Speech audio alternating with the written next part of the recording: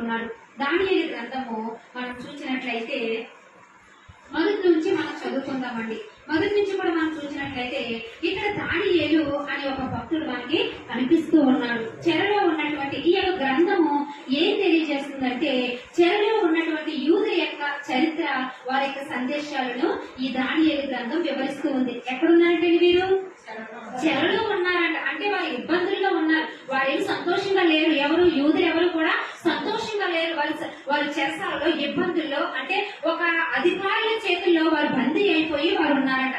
దేవుడు ఏ పరిస్థితిలో ఉన్నప్పటికీ కూడా తన ప్రజలు ఎలా ఉన్నారో వారిని దేవుడు జ్ఞాపకం చేసుకుంటాడంట. ఈ దానియేలు గ్రంథము ఏ పరిస్థితిలో ఉన్నారో వారి ప్రజలు దేవుడు ఏం చేస్తున్నాడు చూస్తూ ఉన్నాడంట. మూడోది, దేశం యొక్క భవిష్యత్తు కాలమును నిర్ణయించాడంట. దానియేలు గ్రంథంలో ఆ దేశం యొక్క భవిష్యత్తు కాలం గురించి దేవుడు ముందుగానే రాయించాడు. ఎందుకు రాయించాడంటే అక్కడికి ఒక యవ్వన ప్రాయంలోనేనంట దానియేలు అనే ఒక యవ్వనస్తుడు చెరపట్టుకుని పోయాడంట.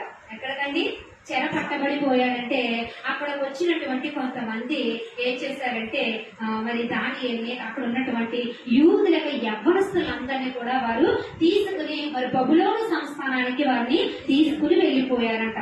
వారికి ఎవరు కావాలంటే బబులోను సంస్థానం ఉన్నటువంటి నెబుకద్నెజరు రాజు గారికి ఎవరు